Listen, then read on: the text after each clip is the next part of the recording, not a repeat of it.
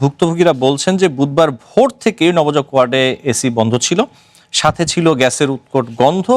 নার্সরা কিছু শিশুকে এনআইসিইউতে নিয়ে গেলেও বাকিদের ওই কক্ষেই রাখেন। এবং এই যে অনাকাঙ্ক্ষিত শিশু মৃত্যু, হাসপাতাল কর্তৃপক্ষের গাফিলতি, এর বাইরে কি আসলে এটাকে ব্যাখ্যা করার কোনো সুযোগ রয়েছে গাফিলতির বাইরে? আপাতত সে ধরনের সুযোগ তো নাই। আমরা হয়তো তদন্ত কমিটি গঠন করা হয়েছে, তদন্ত রিপোর্ট হয়তো প্রকাশ্যে আসবে আশা করছি আমরা, যদিও অতীতের অভিজ্ঞতা আমাদের খুব বেশি ভালো না। বলা হয় তদন্ত কমিটি গঠনই করা হয় কিছু জিনিসকে আড়াল করার জন্য, কিংবা সাময়িকভাবে মানুষের ক্ষোভকে, মানুষের রাগকে, উত্তেজনাকে প্রশমিত করার জন্য। আমরা আশা করতে যাই যে এই সরকারের আমলে অন্তত এটি হয়তো হবে না। তদন্তটা হবে স্বচ্ছ এবং এর একটা জবাবদিহিতা থাকবে এবং এটি প্রকাশ্যে জনগণের সামনে তুলে ধরা হবে। তখন হয়তো আমরা প্রকৃত অবস্থা জানতে পারবো। কিন্তু আপাতত যে ঘটনাপ্রবাহ যেরকমভাবে আছে, যেরকম অভিভাবকরা বলছেন, সব কিছু মিলে কিন্তু আমাদের কাছে একই রকম মনে হয় যে এর সাথে একটা অবহেলাজনিত ব্যাপার আছে। কারণ আপনি ধরেন 1 মিনিটের মধ্যে তাতে ওর শিশু মারা যায়নি। গ্যাস যদি লিকেজ হয়ে থাকে, যদি আপাতত এরকমই মনে হচ্ছে, সবার ভাষ্য এবং হাসপাতাল কর্তৃপক্ষেরও ভাষ্য যে সম্ভবত গ্যাস লিকেজ থেকে হয়েছে। গ্যাস তো লিকেজ হয়েছে একটা সময় নিয়ে, এবং ধীরে ধীরে বাচ্চাগুলো কাবু হয়েছে, তারপর একসময় মৃত্যুর কোলে ঢলে পড়েছে। এই যে লম্বা সময়টার মধ্যে ঘটনা ঘটলো, তাহলে হাসপাতালের চিকিৎসক, নার্স, অন্যান্য কর্মী কেউ কি এই ওয়ার্ডে ছিলেন না? নিশ্চয়ই এগুলো ব্যবস্থাপনার দায়িত্বে কেউ আছেন, লজিস্টিক ডিপার্টমেন্ট রয়েছে, এগুলো দেখেন যে সবগুলো ঠিকমতো কাজ করছে কিনা, অথবা কোথাও যদি সমস্যা হয় সেগুলো তারা নিশ্চয়ই ঠিক করার ব্যবস্থা নেয়। আগে হয়তো অডিট হয় না, আগে হয়তো মেনটেন্যান্স হয় নাই, সেটি একটা অপরাধ, সেটি একটা গুরুতর বিষয়। কিন্তু যখন ঘটনা ঘটলো তখনকার ঘটনাও তো আসলে কারো না কারো নজরে পড়ার কথা। নার্স উপস্থিত থাকলে নার্সের নজরে আসার কথা।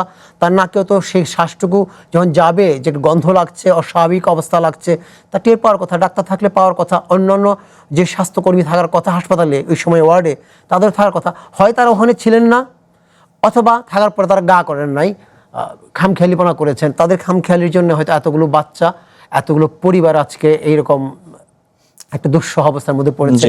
আপনি জানেন যে শুধু 6টা পরিবার না, পুরো জাতি কিন্তু আজকে মর্মাহত, পুরো জাতি।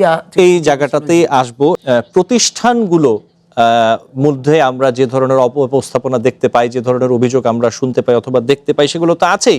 সেটার খেসারত আমাদের প্রতিদিনই দিতে হচ্ছে। তার সবচেয়ে বড় উদাহরণ হচ্ছে হাম পরিস্থিতি বাংলাদেশের স্বাস্থ্য ব্যবস্থার দিকে যদি আমরা তাকাই, সেটা নিয়ে আমরা কথা বলবো।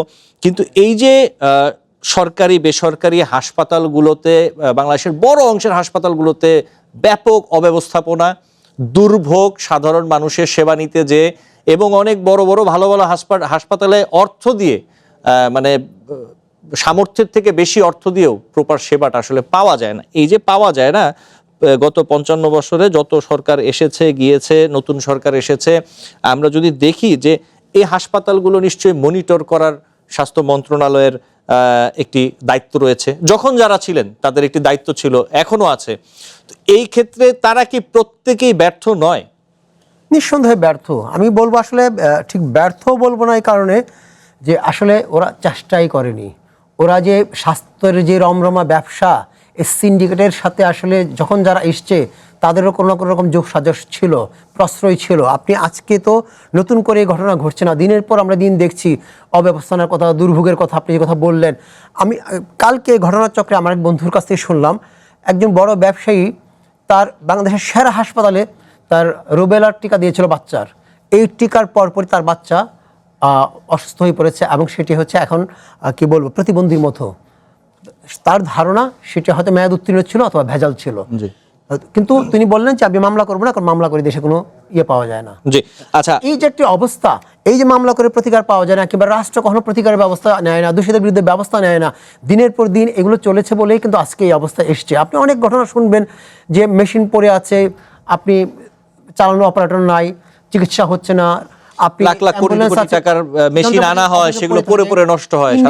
ইন্ডিয়াতে একবার আমি শুনেছি, নিজের কানে শুনেছি, পরিবার নিয়ে গিয়েছিলাম, যে বাংলাদেশে যে এরকম হাসপাতালগুলো যেরকম যন্ত্রপাতি আছে, ইন্ডিয়ার অনেক হাসপাতালে নেই। কিন্তু এই যন্ত্র চালানোর জন্য যে লোক দরকার, যেরকম ম্যানেজমেন্ট দরকার, যেরকম মানবিক দায়িত্ববোধ থাকা দরকার, সেগুলো কিন্তু নাই। যে কারণে আমাদের অনেক রিপোর্ট অন্য জায়গায় গিয়ে ভুল প্রমাণিত হয়। আমার দেশে যাকে বলা হয় ক্যান্সারে 3 মাসের মধ্যে মারা যাবে, তার আয়ু আছে, সেই লোক ইন্ডিয়া থেকে ঘুরে এসে দেখা যায় তার হয়তো জাস্ট গ্যাস্ট্রিক আলসার। আমি আসবো আপনার